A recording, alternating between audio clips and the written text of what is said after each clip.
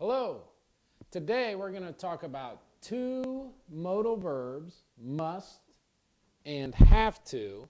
And I'm going to talk about how these words are different and also how they're a little bit similar. If you would like a worksheet to fill out while you're watching this video, look at the description underneath. There's a link. Click on the link. It'll take you to the worksheet. Print out the worksheet, fill out the worksheet when you listen to the video.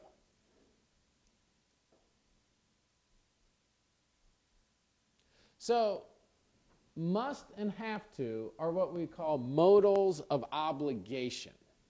There's something like you're forced to do. You don't have a choice in it. Let's look at these two examples. I have to go to the bathroom or I must go to the bathroom.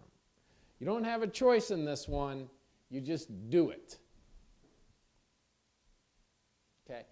Between must and have to, let me talk about first how they're similar. Both of them have about the same meaning, the same idea, but there's a small differences. First, with have to, it is going to be more common. We use it more, and it's less formal.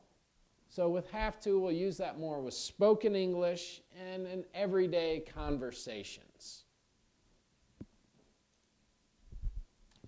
Must, same general idea as have to, only it's less common and it's more formal.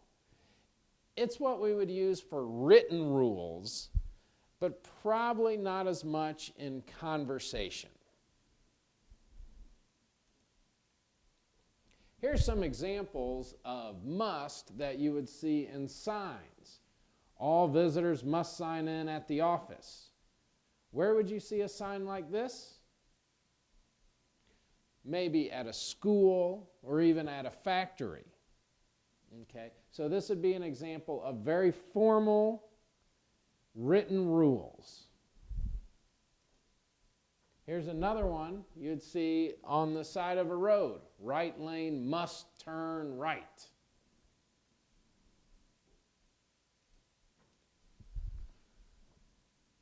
So what we talked about is must and have to have about the same meaning, only must is a little more formal, usually used more in writing. Have to is less formal and used more often in speaking. In these two sentences, I have the students must eat in the cafeteria. I have the students have to eat in the cafeteria. About the same meaning.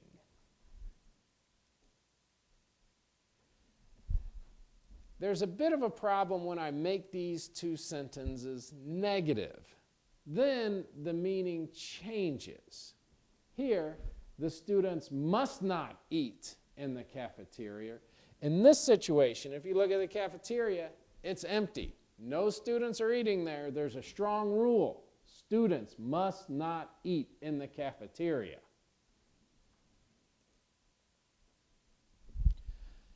It's a little bit different when I use have to and I make it negative. Students do not have to eat in the cafeteria. Okay? When I use have to and make it negative with do not, it gives a different idea. What I'm saying is it's not necessary for students to eat in the cafeteria. So students can eat in the cafeteria, that's okay. They can eat in the classroom. They could eat outside. They could eat in the bathroom. We're just saying they do not have to eat in the cafeteria. That means it's not necessary to. It's a very different meaning than must not. So, once again, when we have must and have to, have about the same meaning. However, must not and do not have to, they do not have the same meaning. Must not is a rule. Don't do this. Do not have to means it's not necessary to do this.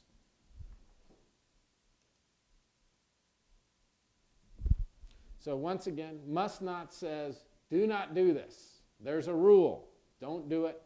Do not have to is just stating it's not necessary to do this. You could do this or this also. Here's a couple of examples where we would see must not in writing. And the first one here says students must not cross the line. And this one here, children must not play on this site. Usually we can show must not with pictures. You'll see the circle with the line through means you must not do whatever's inside that circle.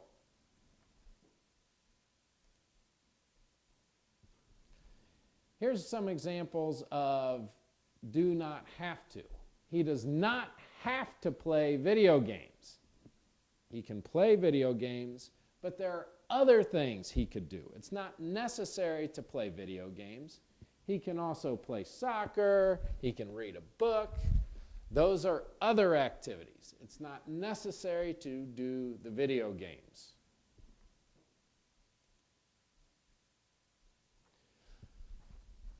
Let's look at some examples of must not and does not have to and think about which would be appropriate in your culture.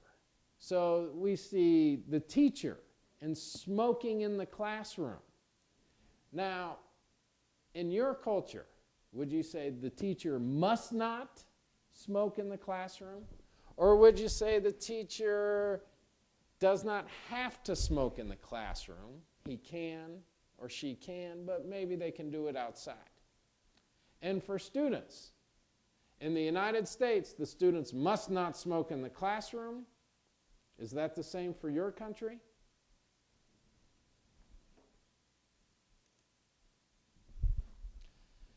Here's another cultural thing.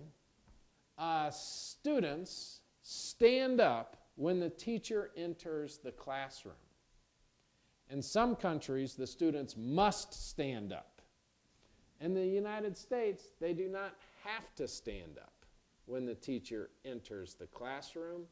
It's not necessary.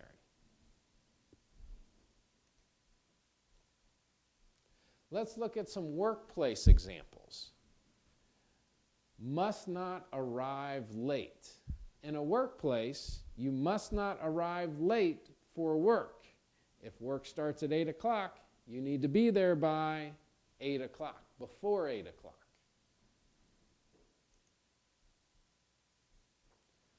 In a workplace, you must not harass other employees. You have to treat each other with respect. In a workplace, you must not put a sign on the boss's back. You would get in trouble for that.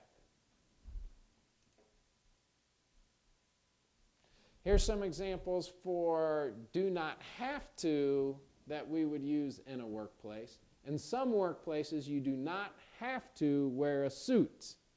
You can wear a suit if you want to, but you do not have to if you want to dress more casually.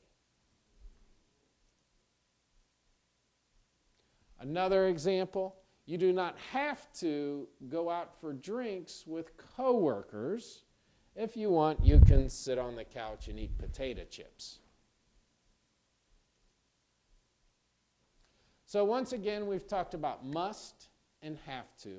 They both give the idea of obligation, something we're forced to do. We don't have a choice. Must is more formal. We use it in writing.